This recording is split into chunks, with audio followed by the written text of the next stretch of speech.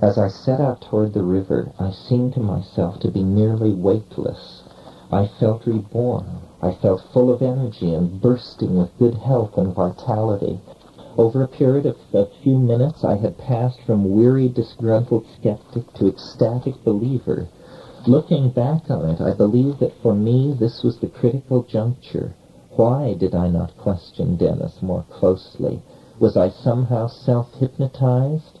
Did the unfamiliar setting, the restricted diet, strain, and expectations push me into a place where I was unable to resist participation of a sort in the world of my brother's bizarre ideation? Why was I unable to maintain my detached and skeptical viewpoint? In some sense, this willing suspension of disbelief is the crux of the matter, and, I believe, of many a close encounter situation. The other plays with us and approaches us through the imagination, and then a critical juncture is reached. To go beyond this juncture requires abandonment of will and habit. At that moment, the world turns lazily inside out, and what was hidden is revealed, a magical modality, a different epigenetic landscape than one has known, a landscape become real. The UFO is a creature of this previously invisible landscape. It is lord of the skies of the imagination, able to carry anyone with it who will but play, and then let the play deepen and deepen.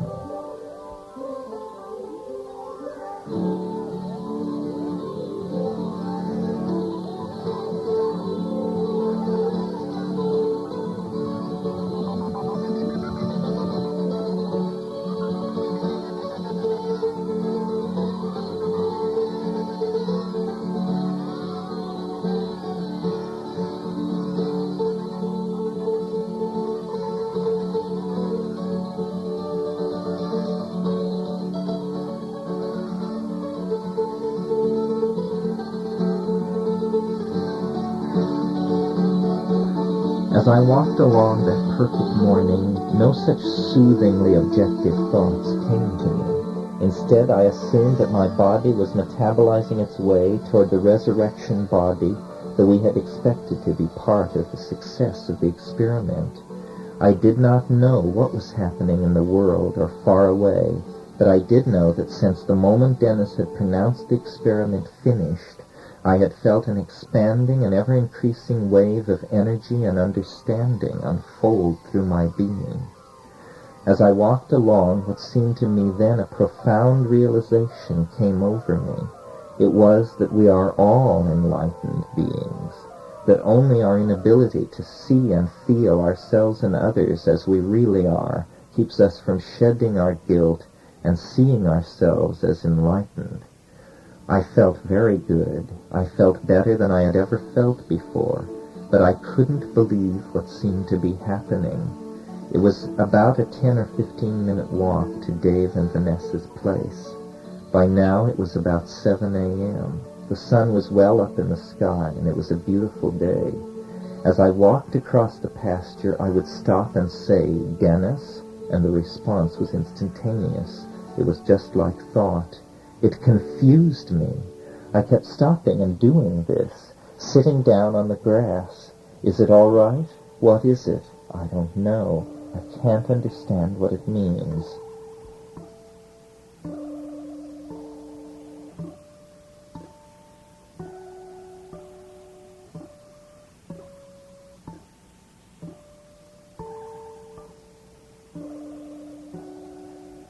I walked on toward the river. As I walked along, I did some experiments. I said, "Terence, Terence." It was very much like talking to yourself. Then I said, "Dennis," and the thing was instantly there, just ready to do business. Then I said, "McKenna, McKenna," and it was still there. I realized that I couldn't reach it with my first name, but I could reach it with my last name. I could not understand what was going on. I was pondering these kinds of things when I arrived at the riverside house of Vanessa and Dave. They were still in their hammocks asleep, but crowded around the door, even this early in the morning, were a group of wide-eyed Witoto children. As I pushed my way through them, my gaze fell on each, and I thought, you are enlightened, and you, and you.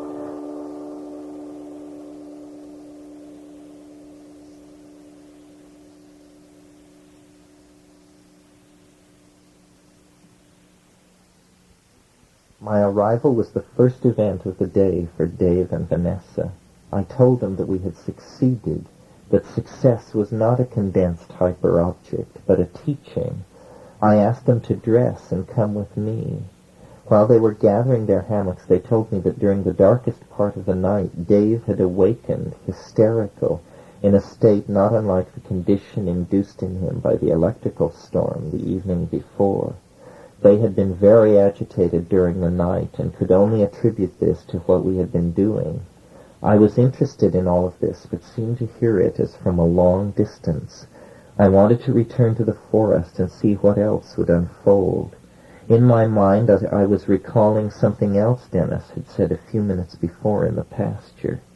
He had said that the demarcation between day and night, the dawn line, was now making a 24-hour sweep around the world, a sweep that began at the dawn moment when the experiment at La Chirera was finished.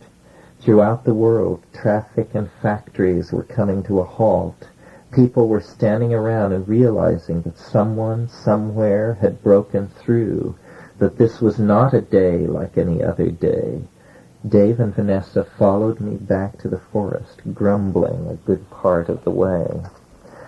When we had gone slightly past the place where I had parted from Dennis, we came upon something which could not at first be fitted into any set of expectations. This was Dennis' ruana and shirt discarded in the middle of the path. Next came a pair of pants, and then further on 2 sweat socks, and, though I was to learn this only later, his glasses and his boots had also been hurled away. Following this trail of cast-off garments led us back to the hut in the forest. There we found Ev and Dennis, both naked and sitting on the floor of the hut, discussing and doing the Ask Dennis meditation. With the comment that you cannot receive a proper initiation unless you are naked, Dennis insisted that we take off our clothes. Vanessa peeled, and Dave and I followed her example. The presence of the mushroom was there, and it seemed to be saying, "Take off your clothes. Throw everything away. Everything is breaking. All objects are no good to you now. Throw everything away. You do not need it anymore." We all looked at each other, glossy pubic hair and secret genitals now in the sunshine. I rolled a joint then. We sat in a circle and smoked. We told Dave and Vanessa about the teaching and urged them to try it with varying degrees of success, since a voice in the head is a very subjective thing. If one has it, there is no doubt. If one does not have it, it seems a very murky thing. Everything was very amicable, except that Dennis was showing a tendency to talk right through other people's comments, as if they were not present. It was as though he were on a different time track from the rest of us, since he really seemed unable to realize that someone else was talking. We thought that it was logical to untie our hammocks from the house and take nothing but our hammocks and go naked into the jungle, tie the hammocks in a tree, and then get into these hammocks. We would then explore the mode, because clearly you could do more than ask or answer questions. The door was standing open. God alone knew what one could do. I asked the thing in my mind what should be done, and had received instruction that we should visually meditate on our lives, and, starting from the present, trace back through our entire life, encountering and setting things right with every sentient creature that we had ever wronged. When we reached the end of this process, we would leave our bodies and be somehow free in the dimension of absolute freedom that seemed so near. Lying in our hammocks, we set out to meditate our way to hyperspace. I could see myself at La Chorrera, then going down the trail to El Encanto, up the river to Leguizamo, and back to Bogota, back to Canada, and at each point I would meet the people that I had lived my life with, and I would say, "We got it. I'm sorry. I hope I didn't offend you too much back there in 3D. It's all over now. It's all over." I could see people. Immediately I reached out for all of them. I seemed to be able to reach them. "We're in the Amazon," I explained to each, "and now we're going home, or someplace." The vision had an utterly bizarre quality. Tears welled up behind my closed eyelids. It was very peculiar. The voice of the teacher spoke in my head. "You've found it. This is it. It's all over now. There is no more. Within a few hours, the superstructure of human civilization is going to collapse, and your species is going to go to Jupiter and then to the stars. A day of high adventure dawns for man at last."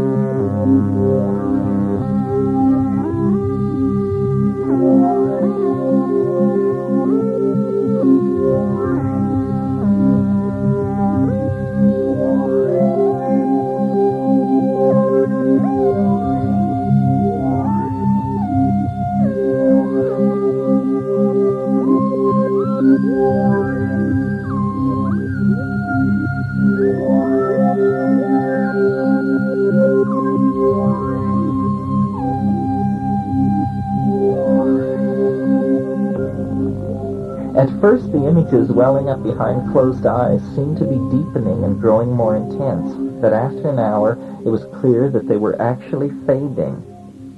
One by one, we pulled ourselves out of the stupor that the morning heat and being in the hammock had induced. We were talking and talking, analyzing and analyzing. Dennis seemed most out of it. Dave and Vanessa, uncertain that anything at all had really happened, was distant, and I was feeling definitely immersed in the surreal perception that had been mine since the chaotic opening of the day. Something was wrong. Expectation was outrunning reality. Nothing had happened. It came out that no one could hear Dennis in their mind, except me. They were all actually wondering what was going on. We had entered the next phase, which was a period of confusion for all. Dennis was disengaging from reality. I would talk to him, and he didn't know anyone was speaking to him. He was still breaking into conversations because he didn't know anyone else was speaking. A visit to the priest's outdoor shower was suggested and seized upon, since we were all filthy and covered with the grime of fire tending. We gathered up our scattered clothing, and during this effort it came out that Dennis had thrown his glasses away, along with his boots and everything else. Disheveled and disoriented, we set off, searching unsuccessfully for the lost pair of glasses as we retraced our path to the mission. We were a group of people of many minds about the previous several hours, some assuming that this was a day like any other, others assuming that this was the first day of the age at the end of time. A group of Witoto gazed at us as we passed and then roared with appreciative laughter. They know what has been achieved," the voice in my head assured me. They were certainly beaming and chortling about something. On we walked toward the mission and its shower in the sunshine. Dennis would not stop talking. The consensus was building that we had a crisis on our hands, but it wasn't yet out of control. We agreed that Yahé is very peculiar, and thought that the passage of a few hours would smooth everything out. That was everyone's conclusion, except Dennis and my own. It was no longer really possible to communicate with Dennis. My conclusion was that something had happened, that he had done something, that some kind of odd principle had been manipulated. But it wasn't as we thought it was, and so we were cast we knew not where. I was calm. I was at least participating in the social situation. Even though there were tears of joy streaming down my face, I wasn't out of touch with reality. I said, "We'll wait for tomorrow. Dennis will come down." Everyone seemed to be finding their way back to their normal psychic equilibrium, save Dennis and myself. I was burdened with odd but wonderfully expanded perceptions, while his wandering ideas and wild eyes indicated that he was having some difficulty in getting his feet on the ground. After our shower and on the way back to the forest, I mentioned all of these things to him, but he replied in riddles and with mimicry of dead relatives so that I could get nothing out of him. I continued to assume that a night's sleep would set him right. I insisted that he rest in his hammock when we returned to the camp, which he did while the rest of us set things in order.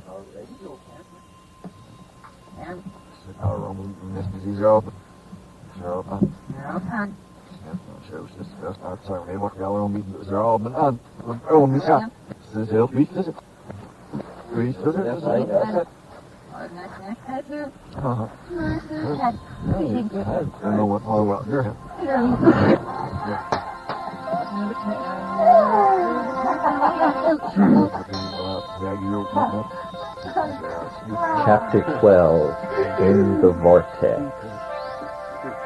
It was decided that Vanessa and Dave would stay the night at our hut, so their 2 hammocks were left hanging along with our 3. It was a crowded situation. We dined well that evening, and except for the occasional oblique or plain incomprehensible comment from Dennis, the surface of things seemed to be restored. Vanessa's ankle remained bad, and much attention was directed toward this difficulty, almost in tribute to its being so palpable in contrast to most of what was going on. I felt utterly changed and made new, removed from everyone and content to let events unfold as they would, assured by the new thing inside of me that however things appeared, all was very, very well. The last rave of this long, amazing day came after dinner in the firelight, when from his hammock Dennis broke the silence to explain that this night in our dreams we would learn a series of things that would end with us severing our connection to our bodies long before morning.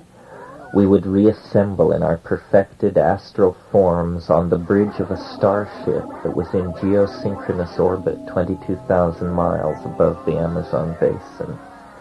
This was the second of the self-limiting prophecies that had been made since the experiment. The first had been the effort to meditate backward to one's birth, attempted that morning.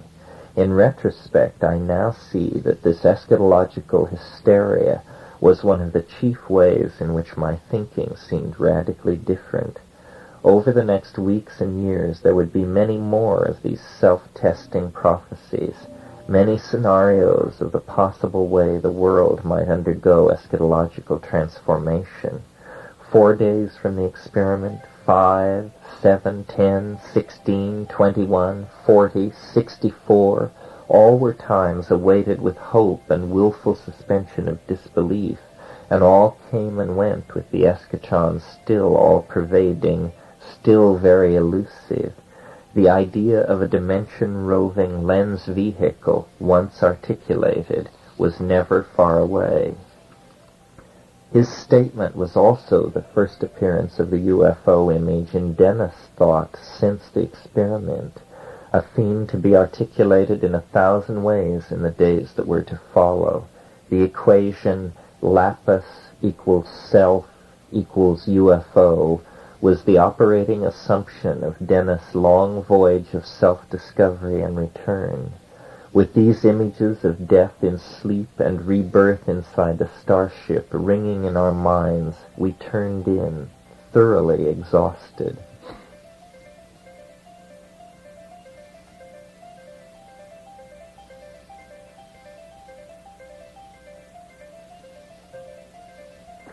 I stressed that the hut was crowded with hammocks strung from every available beam. It was difficult to move about without communicating that to one's neighbors through the tugging and twisting of the many ropes. We must have retired about 10 o'clock. I slept soundly until sometime many hours later that I took to be 2 or so.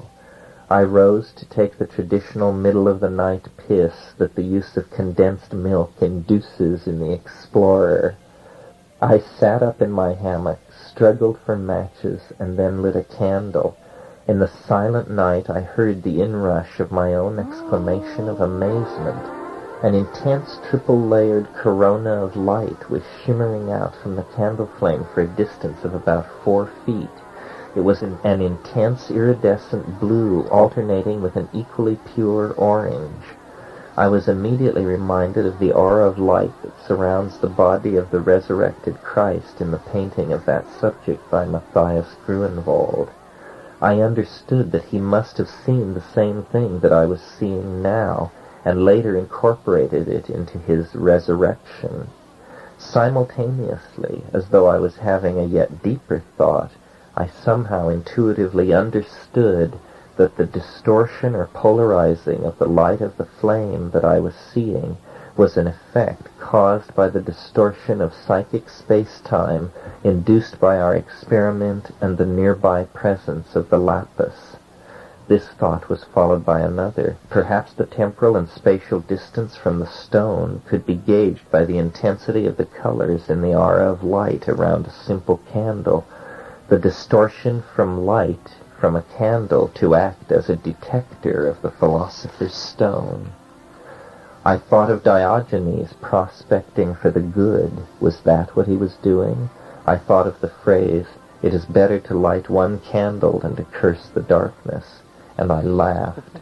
I awakened Eve, and she sleepily confirmed the colors around the candle, but it communicated nothing to her of what it communicated to me.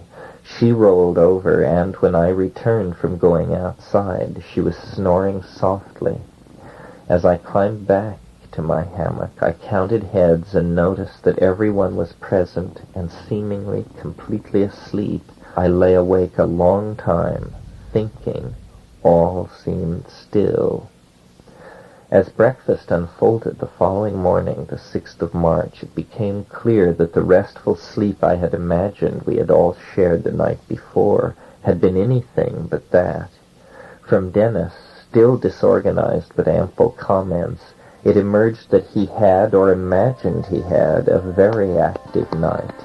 Closely questioned, it came out that he was completely convinced that sometime during the night he had risen and dressed and then had a series of nocturnal adventures that involved going alone in the darkness to the thundering immensity of the Choro over a mile away, then returning to climb and spend some time in a large tree near the edge of the mission before making his way back across the pasture and returning to his hammock strung among all the others. The thought of him wandering around during the night on those trails without his glasses, falling in and out of shamanic ecstasy, perhaps howling and otherwise paleolithically comporting himself, was too much for me. It was a breach of the collective cool, and even though I was 90% certain that it had never really happened, I was determined to eliminate all possibility of such rambles in the future. Dennis' story was an amazing description of a shamanic night journey. He said he had gone to the Choro and meditated in the mission cemetery we had visited before. He had begun to return to camp when he confronted a particularly large moraceous tree near where the path skirted the edge of the mission. On impulse he had climbed it, not at all unaware that the ascent of the world tree is the central motif of Siberian shamanic journeying. As he climbed the tree, he felt the flickering polarities of many archetypes, and finally, as he reached the highest point in his ascent, something which he called the vortex opened ahead of him, like a swirling enormous doorway into time. He could see the Cyclopean megaliths of Stonehenge, and beyond those ring stones, revolving at a different speed and at higher plane, the outline of the pyramids, marble-faceted and gleaming as they have not done since the days of pharaonic Egypt, and yet further into the turbulent maw of the vortex he saw, to mysteries ancient long before the advent of man, titanic, archetypal forms on worlds unimagined by us, the arcane machineries of sentient agencies that swept through this part of the galaxy when our planet was young and its surface barely cooled. This machinery, these gibbering abysses touched with the cold of interstellar space and eon-consuming time, rushed down upon him. He fainted, and time, who can say how much time, passed by him.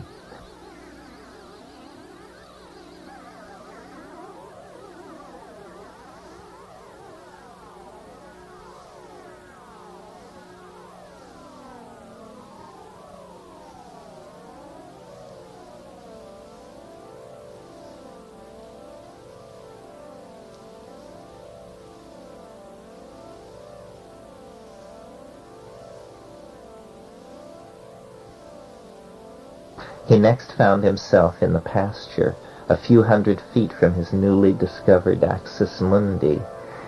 If he fell from the tree, it did not seem to have hurt him. Amazement, exultation, fear, and confusion were all present in his thoughts. The continuum seemed to be shredding and ripping itself to pieces before his eyes. Time and space swirling the artifacts of 20,000 years of human striving into a vortex of apocalyptic contradictions. In that state of fear and exultation in the depth of man's destiny among the stars, Dennis returned to our camp and noiselessly returned to his hammock, or awakened there from a dream of the same thing. 24 hours had passed since the attempt to hypercarbylate human DNA. It was apparent that Dennis was not pulling out of the induced state of shamanic excitement as quickly as we had anticipated. Two choices presented themselves to explain the situation. The strain of the journey and the recent psilocybin tripping had contributed to activate a shamanic archetype in Dennis that had been latent all along, but which was now overt and carrying a strong transference potential to which I was succumbing by being unable to recognize my brother's condition as a potentially pathological state. This was the position that Vanessa and Dave leaned toward, and was the source of much of our difference of opinion on how to proceed. A second explanation takes a biochemical rather than a psychological approach. It says that Dennis had, through his unusual diet of drugs and the experiment he performed, inhibited some enzyme system that would normally return one from the heights of a hallucinogenic trip, but in this case had somehow become inoperative. The most likely candidate for this would be the MAO, monoamine oxidase system, which is responsible for rendering many hallucinogens into inoperative byproducts. The phenomenon of irreversible MAO inhibition is known to occur with some drugs, and is a condition that takes nearly 2 weeks to correct itself. However, the compounds in Banisteriopsis caapi are known to usually reverse their MAO inhibition in 4 to 6 hours. Nevertheless, as subsequent events showed, this explanation is doubtless some part of the true story. After years of thought, my own explanation continues to lean heavily on the second idea for an operational explanation. I do not believe that Dennis was predisposed to an archetypal submergence. I believe that he did, in a single moment, somehow bind all the MAO in his body, and that his long derangement was due to the lag time that was required to rebuild his MAO level from a complete and sudden depletion. I believe that this sudden depletion was caused by his experiment, and that vocally induced resonance cancelling of the forces that normally operate in these molecules caused major changes in his body chemistry. In short, I believe that he induced an irreversible MAO inhibition in his body through the use of psilocybin and his voice and will. If this is true, then the implication for humanity may be every bit as great as we in our inflated state of mind supposed, since it hints at a means by which mankind might explore the parallel continuum whose interaction with our own existence is signified by the visionary experience. It may well be the effect that is the crack in a door that, once flung open, will lead us to all the worlds teeming in our dreams and imaginations. It is an effect to be studied and learned from. Today, years after the experiment, it still seems full of great promise. My continued interest in these matters is based on the personal belief that some unusual and still unconfirmed effect was at work in our experiment, something like the principle of resonance canceling that Dennis was so intrigued by. Breakfast of the second day following the experiment was closed with a hot discussion of whether Dennis had really gone to the Choro or only dreamed that he had done so. As the rhetoric exhausted itself, Vanessa drew me away from the hut and walked along with me as I went to the spring for water. We were to have a talk, the gist of which was that, since there were wide differences in diagnosis of what was going on, so there were wide differences concerning what should be done. But since Dennis is your brother and you have strong opinions on the subject, I will defer in favor of what you think should be done here, at least for the moment. I was grateful for the margin of time contained in Vanessa's chosen course. The whole question revolving around Dennis's state of mind concerned how and especially when he would pull out of it. Any theory had to come forth with an operational prediction on that vital point. I understood from Vanessa's demeanor that we should be pretty much to ourselves in the forest house. We could expect her and Dave only as visitors, and already the possibility of retreat from the jungle isolation was being announced as a faint but growing theme. It all fell into place from the second day onward. Eve became a kind of liaison with the rest of the world of La Chorrera. She arrived in the late afternoon and departed each morning, cooking an evening and morning meal and being very game about it all, considering that she had only fallen in with our little group 3 weeks before. And thus was the stage set for the next 5 days, from the 5th to the 10th of March, the chaos at La Chorrera. During this time, Dennis very slowly got better. He became more coherent. He said that the experience had catapulted him to the edge of the Riemannian topology of the universe, that he had to come back in, and that he was regressing inward through level after level after level. Very strange things went on during this period. He could hear my mind working. He was telepathic, there was no doubt about it. He could do perfect voice imitations of our mother and father. He became all these people, doing it perfectly.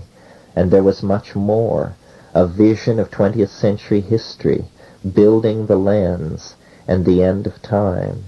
He said that the discovery of a higher physical dimension was ahead of us a few years in time, but somehow linked up to Egypt, to acacia tryptamine cults, to Tibet 8,000 years ago, to Punpo shamanic magic, all these ideas in constant circulation, and he talked and performed constantly.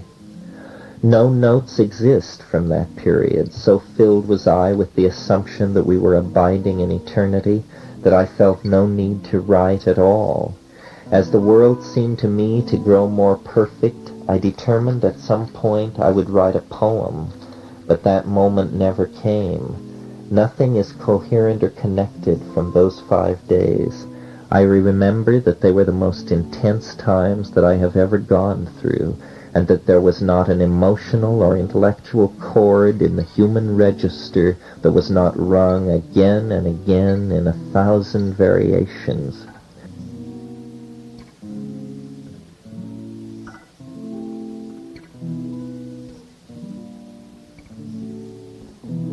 In the notes made week after those times, I could only summarize those 5 days by labeling them absurdly: fire, water, earth, man, peace. I sat and Dennis raved. Without his glasses, his eyes were wild and unsettling to look into. Since the night of his contested shamanic ramble, I had formed the intention not to sleep, but to stand watch constantly, day and night.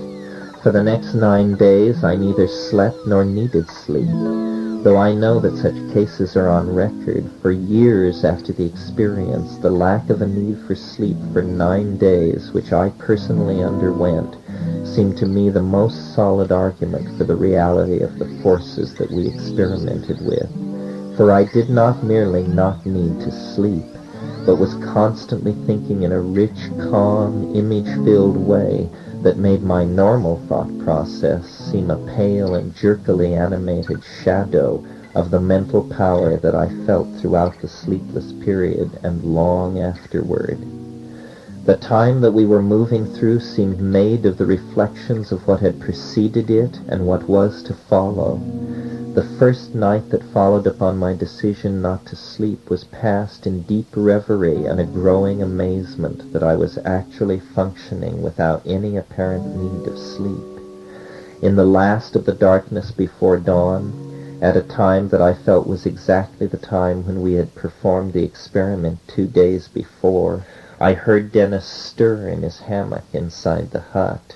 Then I heard, low but strong and clear, the same ululating howl that had catapulted us into a new world 48 hours before.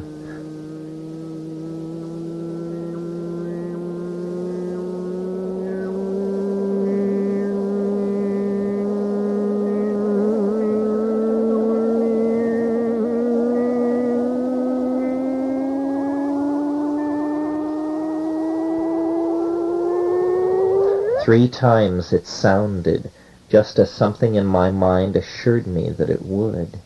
The last howl was drawn out as before. It rose and fell for perhaps a minute.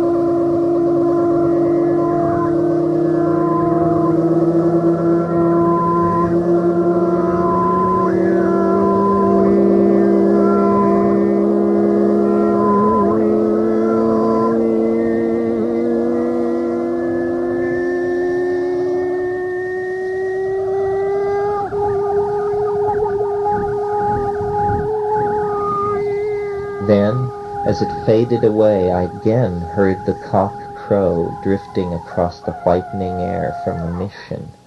Why did these things happen with such symmetry, as though a huge, ordered form was trying to surface in the very organization of the reality around us? Sunrise flamed across the sky, and another of those titanic days began. The thing in my mind stirring to meet the challenge to reason that each new moment seemed charged with.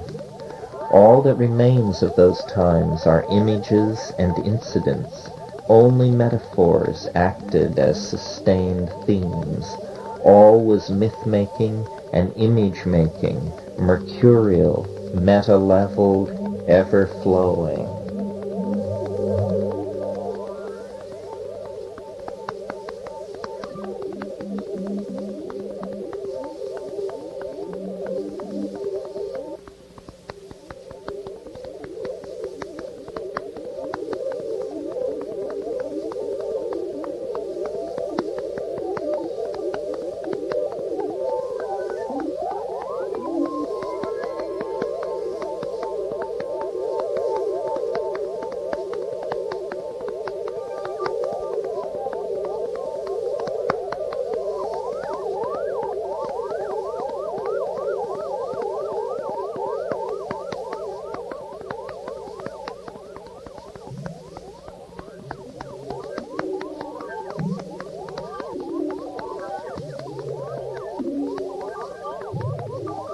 Chapter 13, At Play in the Fields of the Lord. Ev returned with Dave and Vanessa to the river that morning, and for the first time in 2 days, Dennis and I were alone, and the atmosphere was one of calm. I busied myself sorting through and arranging the equipment. Our campsite was again spick and span. Dennis was alternately calm or into long harangues on a supracosmic scale, a la the Star Maker of Olaf Stapleton. He imitated, personified, described, and otherwise invoked immense Gnostic and Manichaean entities that were struggling on a cosmic scale, but not without like humor, occasionally moaning out that he felt like an old man dying. Then he would collapse with laughter at this cleverness. I sat in my hammock and verbally participated as much as I could in all of this, though it was clear that Dennis had no difficulty in maintaining a conversation on his own. In fact, he seemed to have hit the main vein of the fountain of sprung verse. I closed my eyes for a moment, and there, fully formed beneath my eyelids, was the first of what I call teachings or messages. It was a beautiful, recursive, geometric form. The voice in my mind informed me that this was the Valentine curve. Obviously, the 4 petals of the curve looked somewhat like a valentine or a bleeding heart. I thought for an instant of the heart-shaped fruit I had fashioned into a water pipe. No obvious connection. The image slid.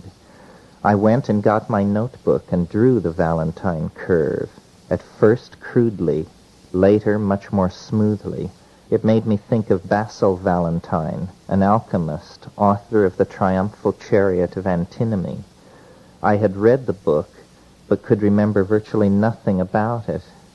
I thought, too, of Valentinian, Alexandrian Gnostic of the 2nd century, and his doctrine that the material world was the condensed emotion of the errant Sophia, who had selfishly created a universe without undergoing any union but with herself.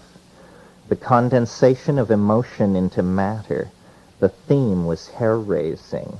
It was the theme that had brought us to the Amazon, and alchemy was the gnosis of material transformation. Clues seemed everywhere. Everything was webbed together in a magical fabric of meaning and affirmation and mystery. Ideas of all sorts formed in my mind unbidden, and would lead inevitably to some further expansion of the set of themes that we had organized our lives around. The first day, the voice inside my head suggested that I set out the record I had kept for several years of my I Ching throws, it having been for several years my habit to throw the I Ching at each new and full moon, and to record the throws on a slip of paper which I kept inside the back cover of my copy. At the prompting of the inner voice, I went through this record of throws, looking for an instance when I had thrown the first hexagram. Finding that, I returned to the beginning of the list, looking now for a record of the second hexagram being thrown, and so on. My list of throws covered 3 years and contained about 80 throws and their changes. After about a half hour of this exercise, I had determined that according to my record, I had thrown all of the 64 hexagrams in the 3 years leading up to that moment. This mildly interesting unlikelihood was very significant seeming to me. It proved that I had a kind of secret identity that I was in the process of uncovering. It proved that I was somehow a reflection of the microcosm and had been chosen somehow to be in the situation in which I found myself. I was extremely agitated at this personal verification of the ordered pattern whose design I was discovering everywhere in my life. I composed myself, and then, at the strong prompting of the inner wave of understanding, I quietly burned the record of my I Ching throws. It was a very uncharacteristic thing for me to do.